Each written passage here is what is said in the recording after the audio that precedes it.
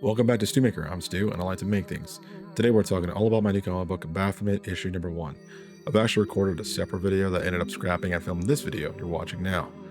It's a whole thing, but I mention it because I've had to come to grips with the fact that I'm a bit of a perfectionist. Maybe more than a bit.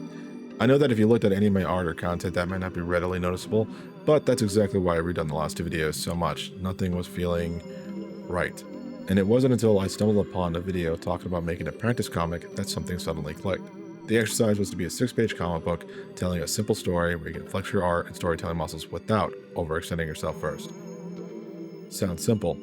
Well, let me just start from the beginning. I've always wanted to make my own comic book, and I've even planned out a whole universe of characters and stories to go through, but never really thought I could draw consistently good enough to do it long term. I would draw a page or two of a comic here and there and genuinely like the process and the finished product, but continued doubting myself. And so when I found this video and this quick exercise, my lazy ass thought, I can do that, and thus my descent into hell began. First things first, I needed a story to work with. I ended up brainstorming a crap ton of ideas, writing each one down on my whiteboard and scratching them off one by one based on my simple criteria. 1, it had to be fun. 2, it had to be visually interesting. And 3, it had to be short enough to fit 6 pages. Not a whole lot of specific requirements, but enough for me to whittle the list down. I was left with about 3 different stories. One, which was Eldridge's One Good Day, which is a riff on Batman's Killing Joke. It's a really fun story, a little dark, moody, should be cool, and definitely very visually interesting. Only problem was, it was kind of long, so that one wasn't. The next one was called Prostalgia, which was based on a book I've been working on, and I want to do basically the first chapter and all that, but the first chapter isn't as compelling, and the story needed to be reworked, so that one was out of the question at the moment. Lastly was Baphomet's Prologue, which was basically a cold opening for a different story, and that's why I think this one worked the most, because it was already a standalone, small, little encompassing scene, and it wasn't going to affect something greater. It was going to be something self-contained, short, sweet, and definitely very gory. And as I thought about it more, I realized it had to be Baphomet. I already had most of the story laid out in my mind, and I thought Baphomet was a striking figure that would be fun to dig into and draw. So, once I finalized the idea, next I had to write it. Now, there's all kinds of ways to write a comic, and none of them are inherently right or wrong, just what works best for you. So I was absolutely annoyed. I like structure in my writing, and having an entire industry kind of shrug at structure annoyed the hell out of me. For background, I'm a writer and have been writing since I could string a sentence together, and I had honed my craft to screenwriting. Screenwriting is super specific on what you can and can't do. I mean, there's variations to it, but for the most part, there is a structure that you generally have to stick to or your script goes out the window. Trust me, I know from experience. Since there wasn't any specific way to write a comic, I stuck to a screenplay format. In movies, there's generally a rule that every page of the screenplay equals about a minute of the total runtime. Sometimes that doesn't hold up, if you've got a lot of dialogue hogging up the page, but generally, it's the rule of thumb. I had no idea this would hold true for comic books. It's a completely different field, but I thought, well, for a writer 6 or 7 pages, that should be within the ballpark, and so I wrote a 7-page script for Baphomet. The script wasn't anything fancy, some details and action in the paragraphs and the dialogue monologue parts. Simple. Next I had to figure out what each page was supposed to look like, so I turned to thumbnail sketching. Personally, I'm not a fan of sketching or planning out my art at all. I'm more of a draw, immediately draw it right now kind of guy. So the idea of planning it out was not something I enjoyed, and I was correct. The thumbnail portion felt like it took the longest, but it did allow me to direct this comic without flailing to make it up as I went, which was something I usually do, and it's gotten me into a lot of tough spots. That's when I discovered the first problem I'd have making this comic book. The first thumbnail barely covered the first paragraph of my script, wouldn't even make it halfway to the first page. Of course I panicked and tried to see if I could cram the rest of the first page of the script into the first page of the comic book, and I could not. I ended up taking a break and thinking it through. So I could either continue going with this, rewrite something else altogether, or just stick through and see how it goes. So I just decided, let's just see where this goes. Don't question it, don't force it to be something else. Let's just follow the white rabbit down the hole and see where it led. I ended up drawing 23 individual thumbnail sculptures for a total of 23 pages. Let's recap. The 7-page screenplay totaled 23 pages of comic book. This was supposed to be only 6 or 7 pages long. I was stunned, honestly. This would be a far bigger comic than it had any right being. The crazy part was that I had to trim down the script because I thought it was too long already. And here where I was something that was even longer. Same amount of information. To say I almost gave up on the exercise would be a lie. I ran away from it. And then I thought about it. Well, I already wrote the script, and I already did all the sketches. I might as well at least draw one of the pages and see how I feel afterwards, right? I ended up drawing them all. Every single one of those 23 pages got drawn, colored, and finished. I forget the total exact time it took me, but I think I did about 4 pages a day. That's not all. As I drew, I realized that I needed some in-between pages to really flesh out the story, so I drew a couple more, and also realized my first page didn't establish the setting enough. So luckily for me, I actually drew a city for reference before, and decided to use it as my new page 1 for the comic, which brought the total number of pages to 26. This ended up creating a new problem. See, I always planned on printing the comic out, and I thought 6 pages was going to be fine, but most comic printers only print in 4s. So if you didn't want black and white pages added to the comic, you would have to print either 4 pages, 8 pages, 12 pages, 16 pages, 20, and so on. 26 pages wasn't going to work. It might have if I added a front and back cover, but that would mean that the first comic page would have to be printed on the back of the front cover, which I didn't particularly like, which also meant that those would have to be white pages on both sides, bringing the total to 30 pages. Not going to work. So I came up with a workaround.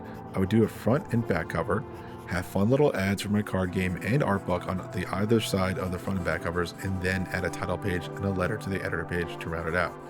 Okay, crisis averted. So what this would ended up looking like, as you'll see, is front cover, cool Baphomet drawing. You turn the page, ad for my card game, and then the next page is a title, and then we turn the page to the first real page of the comic book. There you go. I knew I'd have to do a front cover, so that wasn't a big deal, but to draw for it was. I ended up pulling out a bunch of my comic books and looking through their covers to see if anything sparked joy. I ended up drawing my character Baphomet on the front cover in darkness. Pretty simple, but I thought it'd be worth it to get him on the front cover, front and center for his first issue. Next, the back page was also pretty easy. I knew I wanted to have a little bit of text on the back, and that's exactly what I did. Next came the ads. I didn't want something annoying, but something fun and simple that didn't feel like a distraction or detraction from the comic book. I ended up doing this geometric design of the designs of the comic and the book front and center. Simple. The title page was also pretty simple. I drew Baphomet in black and white in homage to my card game design. I also put written and illustrated by me because, well, I like the idea of taking ownership of the comic book like a director would for a feature film, and no one else helped me make the comic, so I figured, why the hell not take complete ownership of it? So I did. The letter to the editor part was pretty simple, to be honest. As of me writing this, I'm still debating on whether I want to rework that, but for now it's done, and that was it. All of it collected together and finished. The next step of the process was to find a printer and get it printed. Easy peasy. I ended up using Mixum, which is a printer that makes all kinds of stuff, and I'd heard good things about them, so it was an easy choice. Then all I had to do was choose the size I wanted to print, the amount of pages, and the finish, and it would all be done. Wait, what was that about the sizes? Let me see, there's US Standard, UK Standard, Manga Standard, Silver Age, Golden Age, Digest, US Trade, letter A4, A5, oh fuck. So remember back when I thought this would be a fun little exercise and created a page to make my thumbnails, and then I just duplicated that file and drew each page of the comic book? What size did I use again? The iPad screen size, you say? Fuck. Never throughout the entire of me drawing this comic did I ever even think about the size of the project and what it would mean to get it printed. None of these sizes worked. I was totally screwing it in a panic, and I was texting my friend who suggested I try using a letter size and then just resize the panels myself. So I did. And it took forever.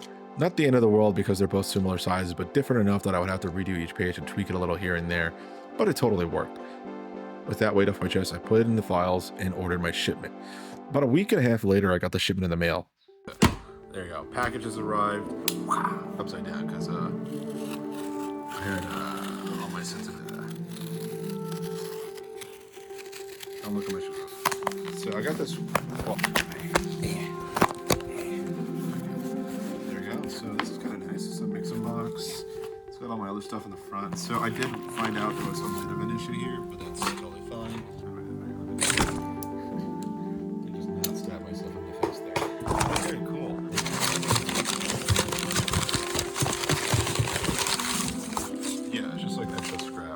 Reuse, reduce, recycle. Here's a comic book. Wow, this is a lot bigger than I thought it'd be. Yeah, this is actually holy shit, this is way bigger than it should be.